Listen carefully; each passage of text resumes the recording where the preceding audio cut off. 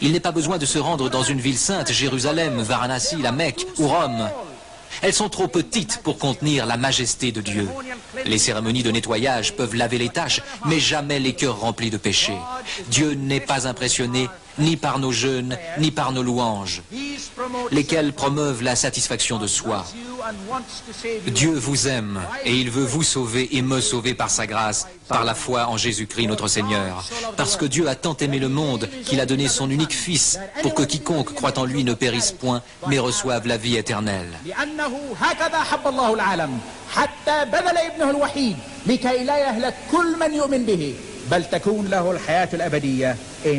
Amen. Merci beaucoup.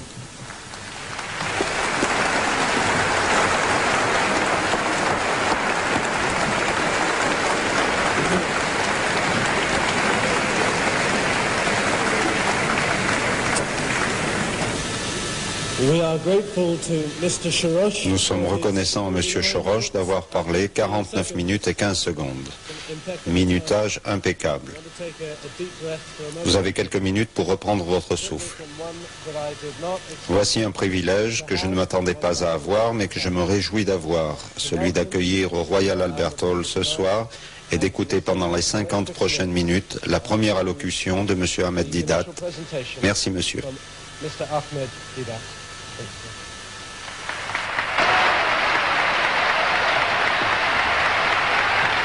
I would like to hug you, sir. Oh, please, God, look, I love you, brother, I love you. I love you, I love you, we love you. We love you.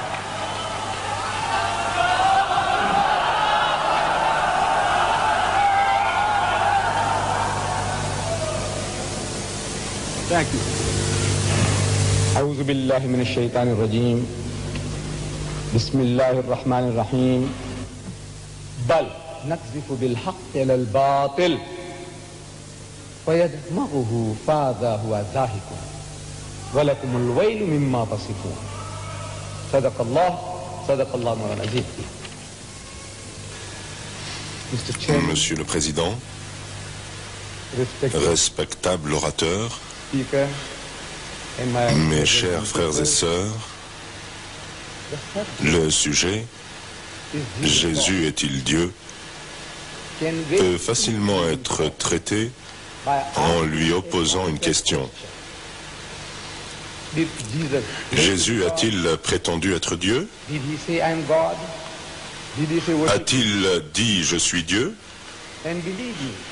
A-t-il dit « Adorez-moi et croyez-moi » Monsieur le Président, Mesdames et Messieurs, il n'y a pas une seule déclaration équivoque dans aucun des 66 livres de la Bible, ni dans les 73 de celle catholique romaine dans laquelle Jésus dise « Je suis Dieu » ou dans laquelle ils disent « Adorez-moi ». Il n'y a pas. J'aurais été très heureux d'entendre Jésus de la bouche de Jésus, cette déclaration simple, directe, explicite, « Je suis Dieu » ou « Adorez-moi ». En effet, moi en tant que musulman, et nous tous musulmans, croyons que Jésus-Christ était l'un des plus puissants messagers de Dieu. Nous croyons en sa naissance miraculeuse, nous croyons qu'il était le Messie, et nous croyons qu'il a donné la vie aux morts avec la permission de Dieu et qu'il a guéri les aveugles-nés et les lépreux avec la permission de Dieu. C'est vraiment seulement là que se situe la véritable différence entre les musulmans et les chrétiens que celle de la divinité de Christ. Ainsi, c'est pour cela que je dis que notre frère n'a pas utilisé une seule déclaration venue de la bouche de Jésus qui dise « Je suis Dieu » ou « Adorez-moi ». Durant tout son séjour sur terre, il n'a jamais fait de déclaration pareille. Bien sûr, mon frère aura encore l'occasion, mon frère Solouche, de reprendre la parole et peut-être pourra-t-il m'indiquer où il y a une telle déclaration en cas d'oubli de sa part. Au mieux, a-t-il pu citer un passage de l'Apocalypse où il est dit, et ces paroles sont censées être de Jésus, je suis l'alpha et l'oméga, ce qui signifie je suis le premier et le dernier. Bon, déjà ce livre de l'Apocalypse était un rêve. Un rêve dans lequel Jean, dans ce rêve, avait une vision dans laquelle il voyait des animaux avec des yeux à l'intérieur et des yeux à l'extérieur, et avec des cornes surmontaient d'yeux. Tout cela, un homme qui a trop mangé peut en faire l'expérience. Alors pourquoi Jésus est-il venu sur cette terre? Nous allons analyser ce qu'il a vraiment dit et ce qu'il a fait.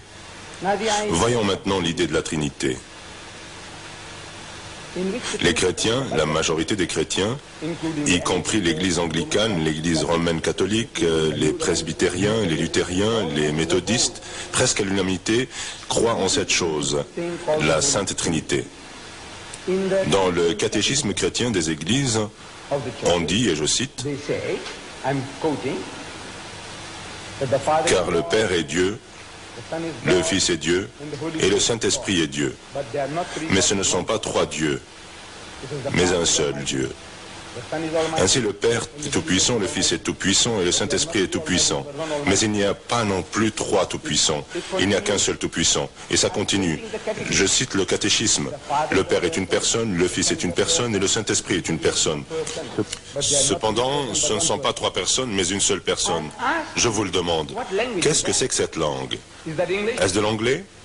On dirait que c'est de l'anglais, mais ce n'est pas de l'anglais. Personne, personne, personne. Mais non trois personnes, mais une seule personne. Je répète, qu'est-ce que c'est que cette langue? Qu'est-ce que c'est qu'une personne dans votre langue, à vous les Anglais? Dites-le moi, vous qui êtes Américains et qui parlez comme les Anglais. Dites-le moi. Qu'est-ce que c'est qu'une personne dans votre langue? Supposons que vous et deux autres frères soyez des triplés, identiques, au point que nous ne puissions pas faire la différence entre vous trois.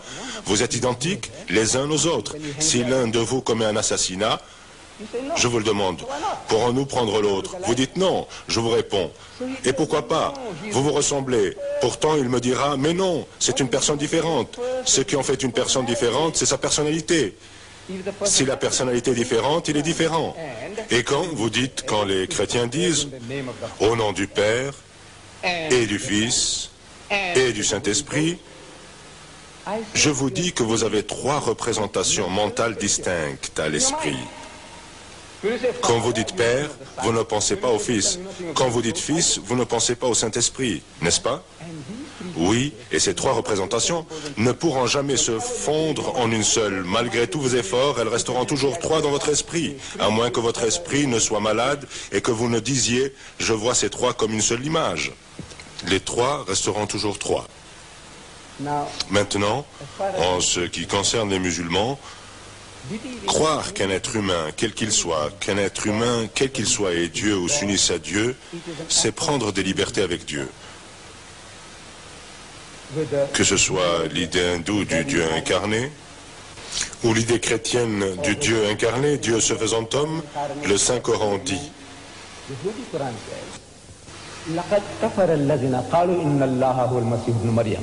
« Quiconque dit que Jésus, fils de Marie, est Dieu, blasphème, trahit Dieu. »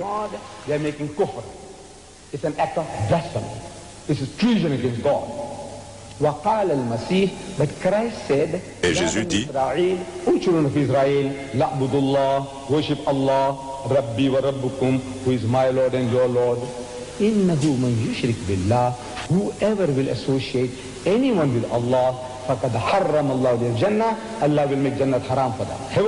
Jésus dit aux fils d'Israël, adorez Allah qui est mon Seigneur et le vôtre.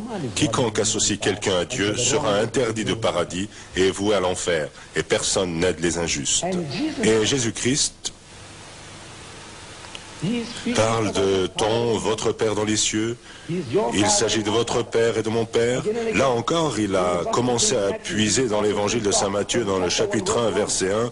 Vous rencontrerez cette expression, votre Père, ton Père, votre Père, ton Père, 13 fois avant le premier mon Père. C'est une situation étonnante. 13 fois, il vous dit que le Dieu Tout-Puissant est le Père de chacun. Métaphoriquement, il est le créateur, le soutien, celui qui épanouit, celui qui chérit chacun. Il est le Père de tous, mais physiquement, il n'engendre pas. Parce qu'engendrer est un acte animal qui relève des fonctions inférieures animales du sexe.